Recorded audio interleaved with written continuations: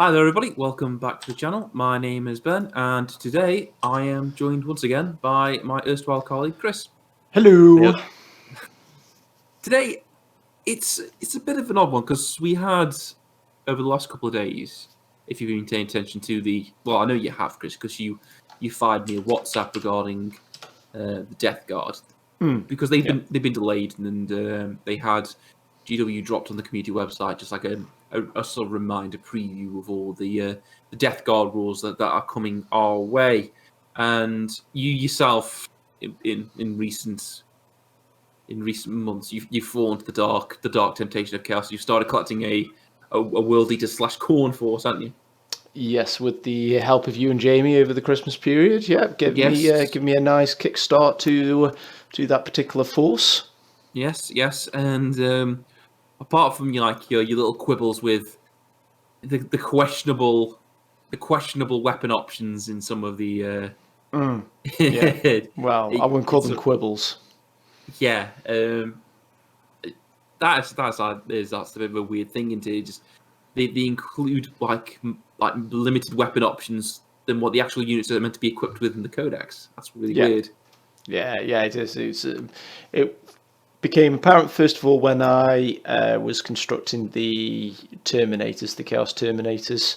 And if in the end I just basically decided to go down what you suggested, which was just to basically equip them so they look cool, but not so they're WYSIWYG, basically. I just tend to get a little bit caught up on. I think it just helps me to not so much visualize it during the game or anything like that. It's more just to try and remind me of what models got what, if it's actually equipped the appropriate weapon. But yeah, I find it frustrating when a unit it's given a base loadout, but then doesn't actually have enough of that particular part in the kit to equip it, or to equip all the models with that base loadout.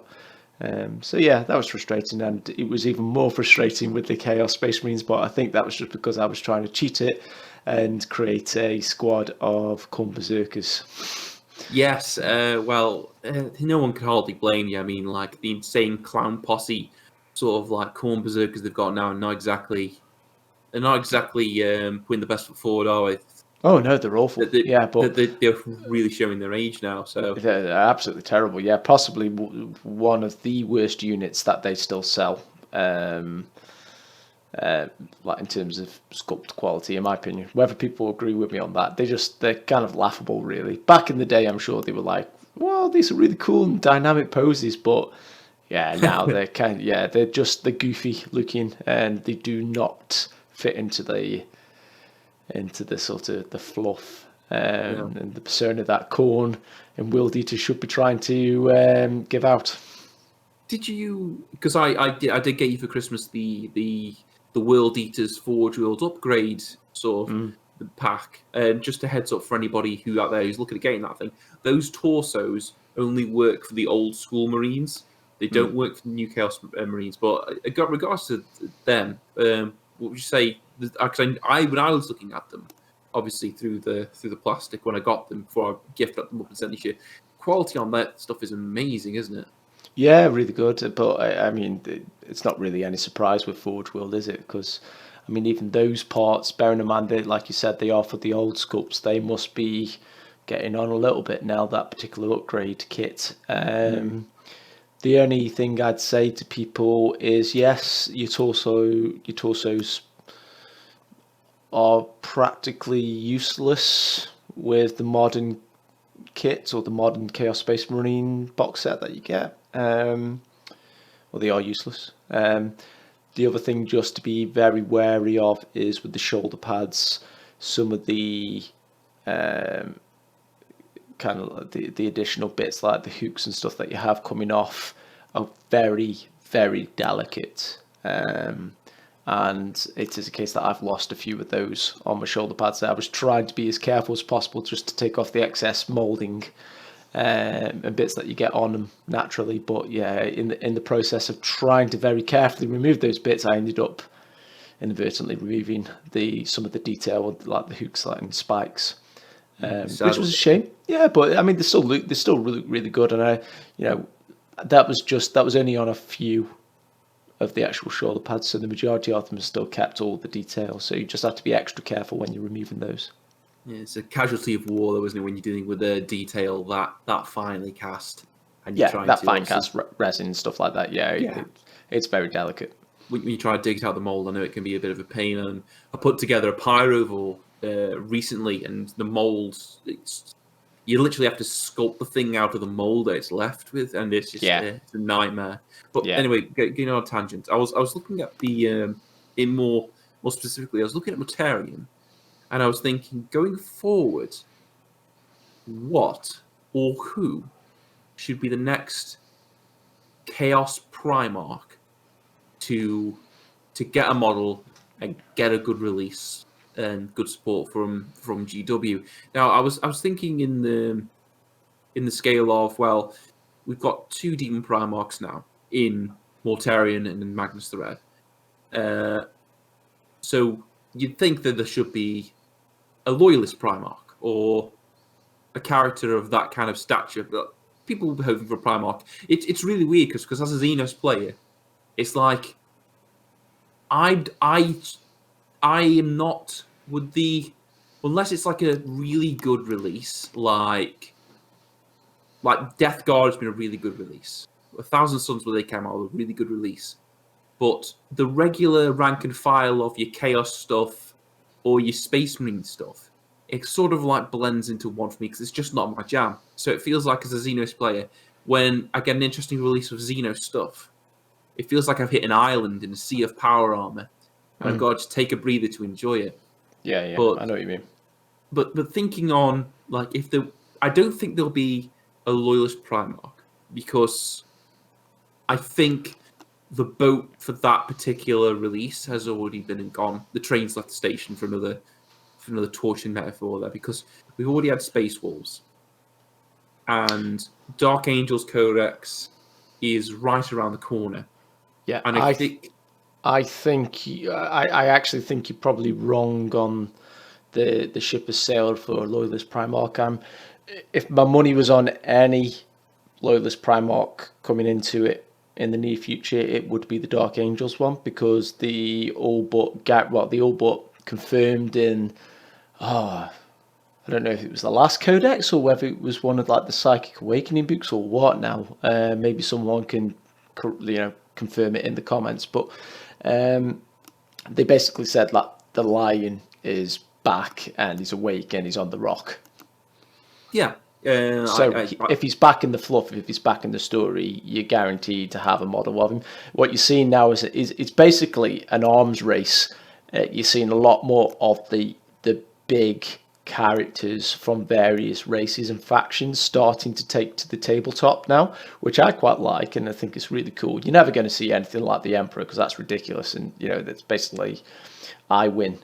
I think narratively, GW would have to break a lot of, but they'd have to burn a lot of narrative bridges to bring a character like the Emperor. It's never going to happen. Back in. It would ruin the game as well, because where'd you go after that? GW knows that 40k works best when it's at that sort of like 1 minute to midnight scenario. Yeah. Like the end is literally nigh. It's going to be nigh forever. Yeah, but I think the Loyalist Primarchs, bringing some more of those back in with some more of the Demon Primarchs isn't going to change that whole thing of the 1 minute to midnight that you've just put, like, because in the fluff, again, it's only loosely that I'm aware of it, because I'm not big. I kind of haven't read quite as much of the different stories anymore. I used to be a lot more into it and read a lot more with the narrative, but there's definite issues and question marks over the relationship between Gulliman and the lion, and there's still the whole thing about what was the lion actually doing at the time of Horus attacking Earth. So It's a big conspiracy around that, and there was talk about, it could be a lead into a civil war within the Imperium. So it gives them narratively, and then on the tabletop, it gives them a lot of scope bringing in additional big characters like that, because it's not an automatic, or the Imperium now has got all its big guys back, it automatically wins if it's going to cause friction. So I can see the line coming back into it, almost certainly.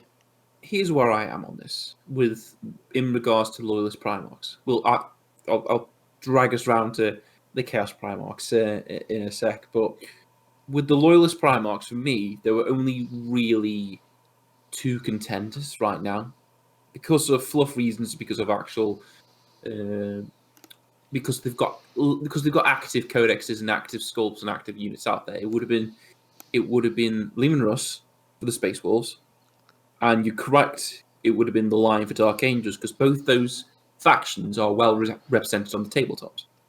Dark Angels have got their own unique sprues, unique builds. They've got their own codex. Same with Space Wolves. The only other Space Marine faction of the legions that have like a built up repertoire of unique sort of models for their particular faction would be Blood Angels. And no, you've got Imperial Fists. You could very limited. I can't, apart from the characters, I can't think of.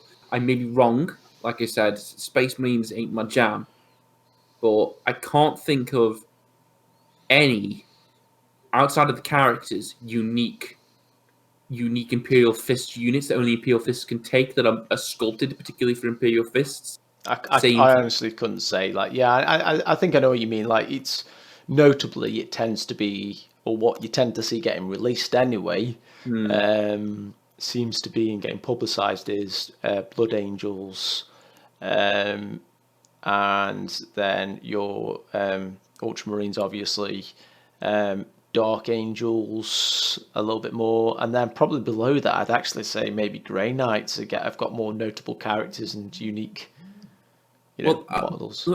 Let me just put Grey Knights in a box and just put that to the side. So, just fit my train of thought. Well, so that leaves us with just three Space Marine Loyalist legions that have got dedicated sculpts and a bit of support for them. So you got Blood Angels, you got Space Wolves, and you got Dark Angels. Sanguinius is dead, super dead, and he ain't coming back. And I think GW would narratively shoot themselves in the foot if they did bring him back, because then his sacrifice would mean next to nothing. So I think in the lore, some things should stay dead. Yeah. You've got the Space Wolves, and their codex has been and gone. You got no big Master Wolf guy, Leman Russ. So we ain't getting him. Not this year. Not this year. Never say never. It wouldn't surprise me if eventually he did come rock out, but we ain't getting him this year.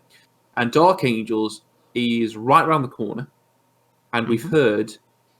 There's been no rumors. There's been no teasers. We've heard absolutely nothing. Absolutely nothing. Yeah, true. But there is a delay in the schedule. We are probably 3 to 4 months, if not longer, behind what a GW originally would probably want to be at this stage. So the fact that we've heard nothing around the corner, to the original schedule, they were just around the corner, Dark Angels, but they're probably a little bit further back now. So I still think there's a chance that you could have a lion being dropped into this particular codex. Could be wrong. I think it'd be odd to get another. I think you'd bet on having more demon Primarchs coming out, but it would seem a little bit odd to not have any additional Loyalist Primarchs to come out to kind of sort of balance the scales, as it were. Well, is this just they have it, so we must have it kind of scenario there? And I think narratively, like you said, it's easy enough to write the line back into the story. He was asleep, now he's woke up, now he's back. There you go. I mean, it's a very simple thing to fix, with a good writing team. But it seems though, with no rumors, no leaks, no nothing, we've heard zip. Can't see it happening. I would I think we've got much more chance this year, or hopefully this year, because obviously, like you just said, we don't know how badly GW's schedule has been affected. They give us like a lead time of 3 months, but it could be, with another lockdown or tighter restrictions, it could be even longer. But if I had to bet a loyalist faction getting a new sort of like big boss character, I would say it would be Grey Knights, because Grey Knights are in dire need of resculpting, rebranding, and Khaldor Drogo needs reimagining as a jacked up version of his current self, if that's even possible to get even more jacked than Khaldor Drogo for his level of power. I think he does need a plastic mini, an updated sculpt. And that's just not for Khaldor Drogo. That is for the entire Grey Knights range. They've kind of like they're in this sort of like, in my opinion, they are very pretty models though. Still, I mean, I've got them in my display case, and I still really enjoy looking at them, especially the Paladins and the Terminators, and Voldus. Voldus is only what, 3 years old. Yeah. And he's a really nice like model. He's like, in terms of detail and everything, he's amazing. So yeah, I do like still the sculpts, but I think they do need, especially like the Boggers troops or sort of the the main units. They do need a little bit of love, yes, to kind of bring them up to scratch with a lot of the other Imperial model range. Whether or not I'd like to see that, probably not, because that selfishly is going to cause a massive internal conflict with me if I've just started World Eaters, or the idea of starting a World Eaters force, and then they also release new Grey Knights. Well, personally, I know what you mean, because that's going to tie into what I'm getting, like my thoughts like later in regards to even Primarchs. But for me, Grey Knights, when Custodians were added to the mix, they kind of lost a lot of what made them kind of unique, that small elite faction, because we had arguably even smaller, even a more elite faction. I mean, they already had a very niche role as sort of like the anti-demon section of the Imperial Army, but arguably you've got a force in the Custodies that, fair enough, may not be anti-demon, but they were more condensed and more elite than the Grey Knights. So I think Grey Knights kind of like lost a lot of their personality when Custodians came out. So that's obviously my opinion, but I think that if anything, rather than having another Loyalist Primarch, I think this year more than anything, Grey Knights need, or as soon as possible, really, Grey Knights need a rebranding and a reimagining, and they need their characters bringing up to the standard that they should be at for what they are. Because in the story, Khaldor Drogo, he's not a bitch. He's a monster. He's a beast. Yeah, he's seen some shit. Yeah, I mean, this guy like went toe to toe with Mortorian, beat him, and then managed to carve his previous predecessor's name into Mortarian's heart. He did, but he only beat him because he knew his original name. He knew his true name. He has that power in the Psychic Awakening. I think in the story, there's like a massive maelstrom of psychic shenanigans going on, and they had to pinpoint a place on the planet where Manus was to bombard it, and the only way they could pinpoint it was because Khaldor Drogo gave off that like such a great psychic presence they could find, because even next to someone like Magnus, he doesn't quite eclipse like Khaldor Drogo. He's that impressive. Yeah. So I think rather than having another Imperium Primarch, another Imperium mage character in the form of Primarch, I think that GW would behoove themselves to look back at its other forces, particularly like things like the Grey Knights, and reimagine them to bring them up to the standard that they are. Yeah, I don't think you're wrong there. I think that's probably quite a smart move as well, and it would tie in with if you are right, and I think we're both on the same page with the next bit that you're going to feed into. If there is a new release on the Chaos side of things, like an updated faction with a Demon Primarch, then you could tie it in with a Grey Knights release.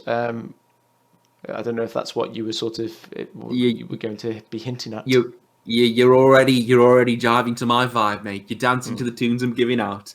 That does lead me into the Chaos Primarchs, the traitor Primarchs, the Fallen Sons. I reckon the next Primarch will come in the form of a traitor Primarch, and I have shortlisted 3. 2 obvious, and 1 not so obvious, but one that makes sense story-wise.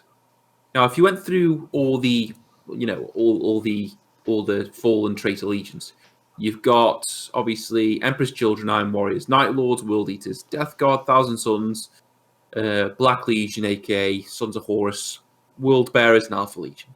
Of them, we've already got Death Guard in the form of Mortarion, got Thousand Sons in the form of Magnus. Night Lords, Conrad Cruz, dead. Black Legion, Sons of Horus, super dead. He's the deadest you could possibly be. Although they did bring him back as a clone. However, the clone was a little bit of a bitch, apparently, and then Abaddon slew him. Yeah, Abaddon killed the clone because he wasn't the real deal. Horus is dead completely. Soul obliterated, can't come back to life, just absolutely as dead as can be. Alpha Legion, twins, but one of them's dead. And I don't think Alpha Legion have got... I don't think they've got enough presence, ironically, because obviously they're super secret. I don't think they've got enough presence in the eye of the game to warrant a new release. That's not saying all the Alpha Legion fans aren't there, wouldn't rightly deserve. I know, yeah, but it'd be quite left field, wouldn't it, for it to for them to get I don't even know if the Primarchs succumbed to chaos to the point where they became demon Primarchs, because we don't know anything about the Alpha Legion. You don't, so it would be super left, like it'd be completely out of nowhere if they suddenly were to get a release with a Primarch. I mean, they might do. You never know. It could be a bit more like Abaddon, I guess. In the story, apparently, because you had the twins, Alpharius and Omegon. Alpharius is dead. He was killed by Rogal Dawn. We assume it's Alpharius. So that just don't know. That leaves the other twin. And apparently, the twins weren't that much bigger than regular Astartes. Like, not the Super Astartes the Imperium have got now, not the Primaris, just regular Astartes, because it helped them blend in more. So, how impressive would that be to look at? Yeah, that's Alpharius. Who? Exactly. Yeah. So, yeah, I see what you mean. Yeah, it's not on the tabletop. Like in the story, it's cool, but on the tabletop, it's less cool, and it's probably, it's not really going to sell the models. I can't see it really being as popular as some of the other Chaos factions. Now, I can't speak for Chaos fandom, so I don't know. There might be a whole avalanche of Alpha Legion fans out there who would, empty their bank accounts buying into, like a dedicated Alpha Legion release. Can't see it myself, but there might be. Okay, so that leaves us with, next up is Iron Warriors, Perturabo. Again, not to the extent of Alpha Legion. I just don't think there's enough demand for an Iron Warriors particular release, including the Primarch. And I think there's some sort of retconning going on now with the novels and the actual canon, because in the canon, I thought that Perturabo elevated to a demon Primarch. I thought he had as well, yeah. But I think there may be some contention with that in the novels they're releasing where he didn't, and it makes sense for his character, because apparently his character was quite logical, and he believed in like science rather than like magic kind of thing. Right, I see. So I don't know. They might be retconning him to keep him as just like a traitor Primarch that's not been ascended to a demon prince, maybe. So that leaves us with 3. You've got World Eaters, Emperor's Children, and the Word Bearers. Now, if I had to put my money on any of those being number 1, dead cert, odds-on favourite, definitely going to be a Demon Primarch version this year. It would be the World Eaters, and number 1 would be Angron. Mm-hmm. And I know you'd agree with me on that. Well, it's not. It's not. It's hard to say because part of. I think I'm coming at it from a logical point of view and sort of saying, yeah, that makes the most sense. But also, it could be completely biased and just pure hope and wishes that it is World Eaters, because obviously I've been talking about wanting to do World Eaters for ages, but I've been put off because of the shitty sculpts for a lot of their range. But yeah, I really do hope it is Angron and it is like an updated range for the World Eaters. It'd be interesting. I'll say it now. I know you will say it again at the end, but like, if you're listening to this, give us your opinion on that. Do you see, if you're a Chaos player and you're into the narrative and you're into the fluff, does it make in your mind, does it make sense for it to be them, or do you think that it's perhaps Emperor's Children that makes more sense at this stage for them to come out, and if so, why? Because I'm curious. Well, let's boil this down to its component parts.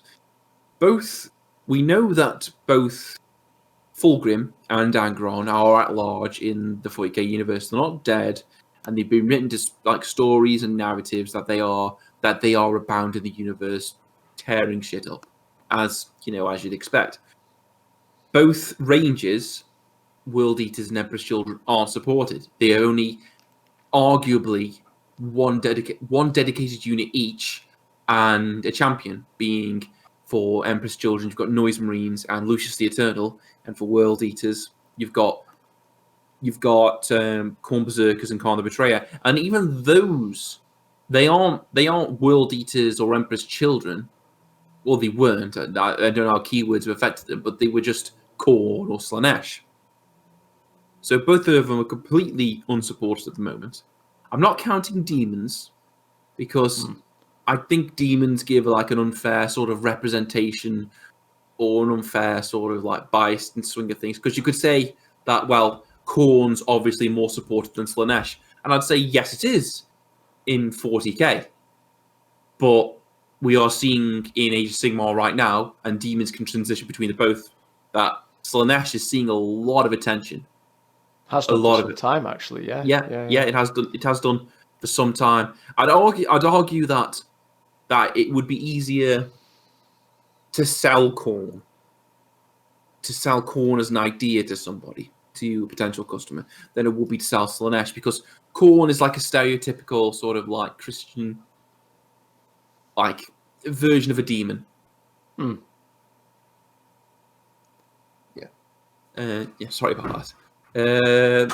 Distraction. Yeah, I'd say that Khorne's like the stereotypical version of a demon. It's a lot more easy to believe and to sell to. Whereas like Slaanesh, you're a lot less hell, more like Hellraiser sort of Cenobite weirdness going on there. Yeah. And weird is good, but I don't think weird sells. It's sort of like a niche of a niche, if you get what I mean.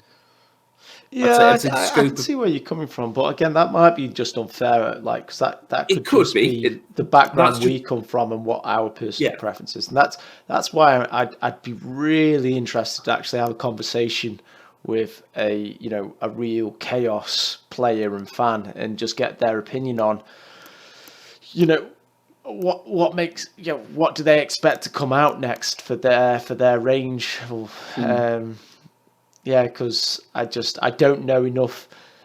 I don't know enough about it really to sort of I guess to really argue one way or another. But my hope is definitely World Eaters. Oh, please, well, like please I said, let it be World Eaters. If we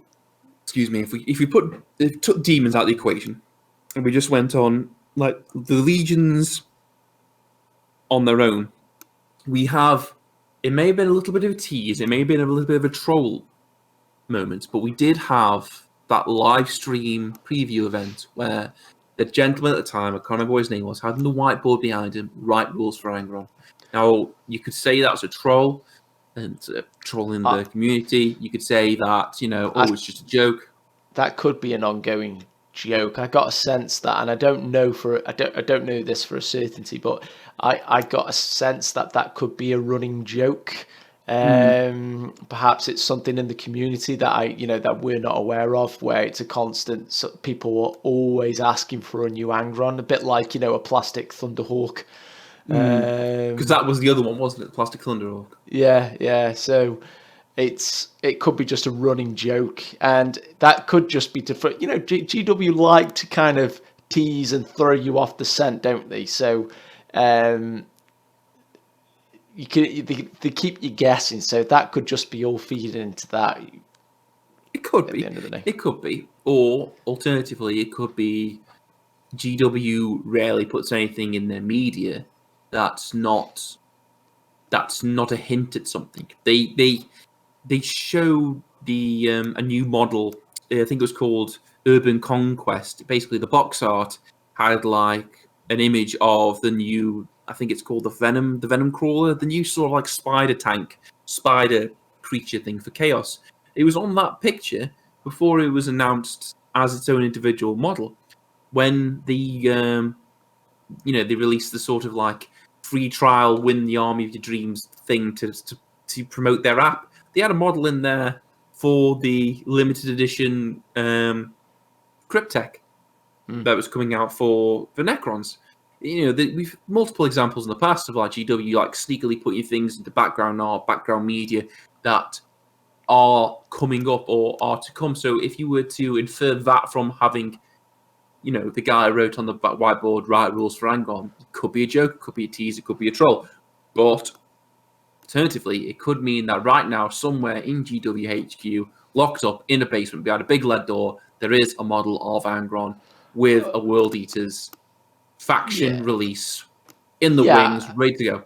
I think it's a certainty that he's going to come out eventually with an updated World Eaters force to go with him. But it's when that is, that could be quite easily in another 2-3 years' time. The time scales for these things, who knows? If you think about actually in terms of big model releases and characters wise, like what's been released over the past few years, it's not a huge amount. The time's gone pretty quick, granted, since the start of 8 from Guilliman coming out, and before him obviously Magnus being announced, etc. It's not been a huge amount of time from then till now, if you get what I mean. So there still could be quite a bit of time before we actually see another Demon Primarch hit the sort of tabletop. It could be, yes. But if Angron was the next one and World Eaters were going to be the next sort of Chaos Legion to get their own standalone supplement / codex, I don't think Angron would be. It's a difficult one because again, it would have to have some sort of creative storytelling to talk their way out of the sort of like corner they've written themselves into without doing a little bit of retcon. Because as far as I'm aware, the majority, a lot of the traitor legions were fractured into small warbands, because obviously they didn't have the unifying character of Horus to unite them all together.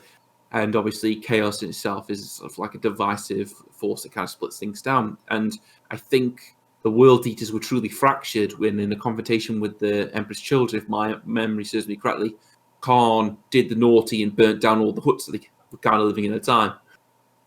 So Khan was actually responsible for the breakdown or the splitting up or was left of the World Eaters Legion. And I don't think, again, from where we are in the story, that Angron is in a position to lead a World Eaters force because he's Cocoa Puff's crazy.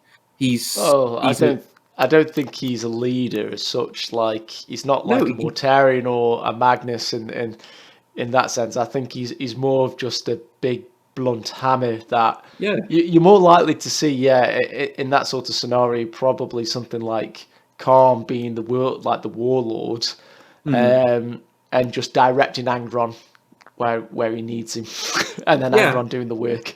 Yeah, exactly. He's not so much a leader. He's more of like a big cannon that you aim at your enemy, give him a little slap on the bum, and say, "There you go, have at it."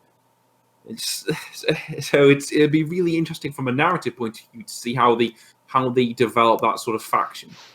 Next up, for my number 2 pick, would obviously be the one left standing after Angron, which would be obviously Fulgrim.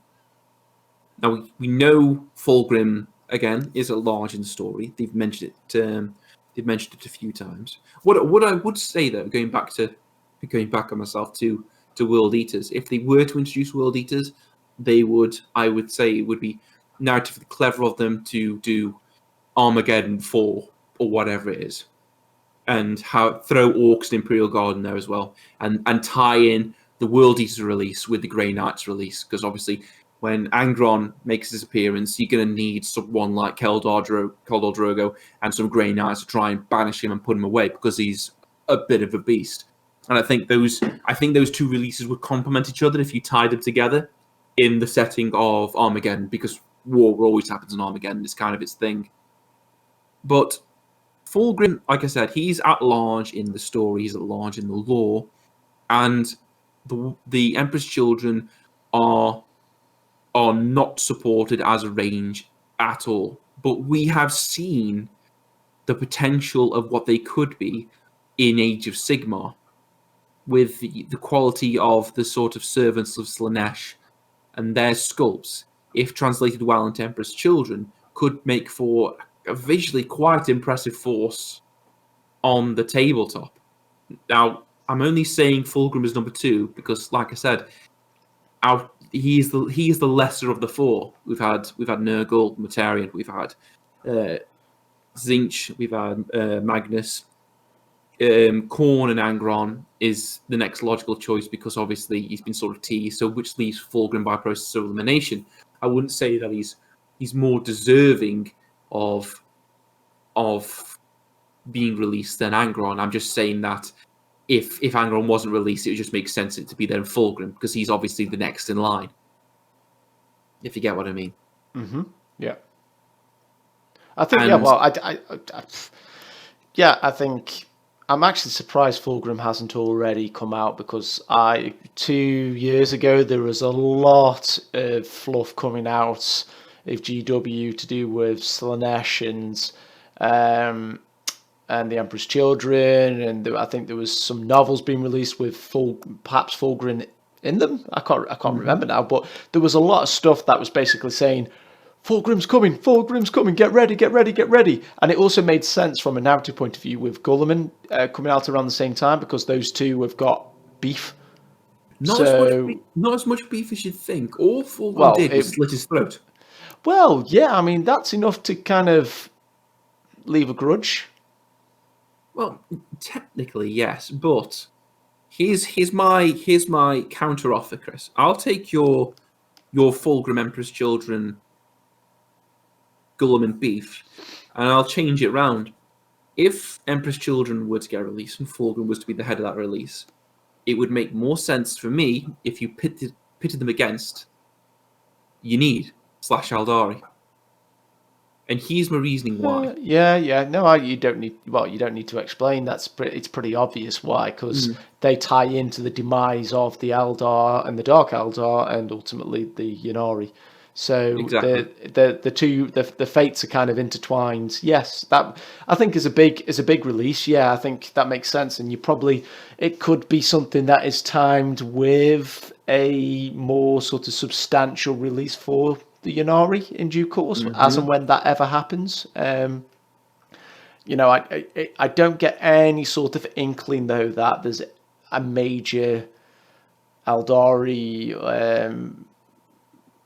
update or release around the corner. I think codexes, yes, you might get a new sculpt, new aspect warrior sculpt, and also a new like the equivalent for the Dark Eldar, because they also tie into then the Ynnari. But yeah, I don't get a sense that there's anything big coming from that side. Again, it could be wrong, could take us by surprise, but I think the next big thing that feels like is on its way is going to be something chaos related, and obviously set aside the World Eaters thing. It just feels like this, it might not even be a Demon Primarch. It just feels like it's something chaosy coming. Well, like I say, for me, it would make sense narratively if they were pitted up against the Ynnari, because again, Fulgrim and the Emperor's Children, they're not a legion anymore. They're not like a unified fighting force. I believe, correct me if I'm wrong in the comments below, but I believe on the retreat from Terra, the Emperor's Children, because they are weird, they went on slaver raids to get basically bodies to do horrible, perverse things to. And I don't think it stopped with members of the Imperium. I do believe the Emperor's Children did also prey upon some of the other traitor legions, obviously, and that kind of infighting helped break them down. And again, Fulgrim is not in any position to leave anything because he's quite hedonistic and self-serving. I think unless dictated to by Slaanesh, he's quite happy milling around and just doing his own thing. Which is why I think if the Ynnari posed a great enough threat, because obviously their ultimate goal is to kill Slaanesh and release all basically try and reinvigorate their species, release the captured souls that Slaanesh has, and try and basically give their entire civilization a rebirth. I reckon them trying to birth a god of death into existence to fight Slaanesh is something that Slaanesh might consider a threat, and obviously he's going to try and utilize all his greatest champions against him, i.e. Fulgrim, which is the Eternal, that kind of thing, and the Emperor's Children, to use as a weapon against him. That's how I can see that particular scenario playing out in regards to that particular release. But like I said, I'm only saying Fulgrim second because he would literally be the last one of the four. Mm-hmm. Now, my last pick, which makes probably not sense fiscally for GW, but it makes a lot of sense narratively. It would be Lorgar of the World Bearers. Now, take my hand as I just walk you down this path, Chris. Lorgar. I don't want to. It's all clammy and sweaty. Oh, good. You wait. Lorgar was essentially the first sort of Primarch to fall to the dark, to the temptations of chaos, and he has ascended in the story so far and become a demon Primarch of Chaos Undivided, meaning he represents the pantheon of chaos. He's not dedicated to one particular god. And also in the story, the Word Bearers are still pretty much a unified legion. Maybe a bit of infighting between two sects, one side run by Erebus and one side run by Corferon, like the two lieutenants of Lorgar himself. But they are still, for once, they are still pretty unified as traitor legions go. There's that, and there's also the fact that even though you may say that Fulgrim has beef with Gilman because he slit his throat, that is nothing compared to the hate and animosity between Gilman and Lorgar. In the story, Chris, don't know how much you know about this, but basically, Lorgar got chastised by the Emperor himself because he was preaching the Emperor was a god. Yeah, I've read that story. Yeah, he built is it Monarchy, the perfect city, to obviously to worship the Emperor and to spread his faith that the Emperor was a god. And the Emperor tasked Gilman to level it with the Ultramarines, and he did. And that didn't go over too well with Lorgar at the time. Even worse still was the Emperor making him and his entire legion kneel in the debris of that knackered city. And the currency cheap shot that he gave Gilman after that. But after that, there has been nothing but the purest of hatred for Gilman, and particularly Gilman after that event. And Gilman being now sort of the de facto ruler of the Imperium, that makes a great jumping off point for Lorgar to come back. And also the sweetest plum is that the current faith of the Imperium is one that was penned by Lorgar. So not only is Lorgar, he's looking at the faith that he sort of penned and is currently helping shape this Imperium, this horrible rotting thing. But he's also at the head of that Imperium. Is arguably his most hated sort of brother in Gilman. Now it's a really weird point where Lorgar would fit into the story, because obviously the champion of chaos right now is Abaddon the Despoiler. He is the champion of chaos, but I think they could do a good job of writing Lorgar. Lorgar would not be the warlord of Chaos Undivided, because that's Abaddon, the war leader. But I reckon they could write him as the spiritual leader of Chaos Undivided. I was going to say, that's kind of where he fits into that particular jigsaw puzzle, doesn't he? Yeah. He's not the one that conquers worlds like Abaddon does. He's not the one that, crushes enemies. He's the one that spreads that horrible influence of chaos throughout the galaxy. Arguably, like the greater threat, maybe. Exactly. Because it's the unseen threat in a way. And it's how do you fight that sort of twisted ideology and the whisperings into people's ears, and ultimately that's what makes chaos stronger, isn't it? So yeah, I can see it. And to be honest, Ben, actually, you wording it like that, I'd actually, whether it makes more sense, probably not, but I'd be more interested to see that release over a Emperor's Children release. Well, that's exactly it, though. It would have to be a Word Bearer's Ultramarines Throwdown, and I think that GW could take some of the, because this is what I was thinking of as well, because me and Chris were talking earlier on the week about obviously Chaos Possessed, and I think that this would be a great opportunity to invigorate some of those older sculpts in the Chaos list, particularly the Possessed, because I think the Word Bearers would look for that kind of amalgamation of Astartes and Demon together. They could come up with some really interesting things, like Ascended sort of Demon Astartes, some horrible spawns, things like that. And you only have to look at what the work Forgewell did with the Gore Valbok, I think, which are basically the first possessed Chaos Space Marines of the Word Bearers. They'll look how good they are and see what GW could do with that kind of idea and run with it for a theme of a Traitor Legion coming back. And obviously, I think Lorgar would look, because he's depicted as kind of like a sort of like golden radiant sort of like figure with like a crown of horns. I think he would look amazing as a Demon Primarch, sort of like a cross between sort of Sauron and like a preacher sort of thing. Yeah.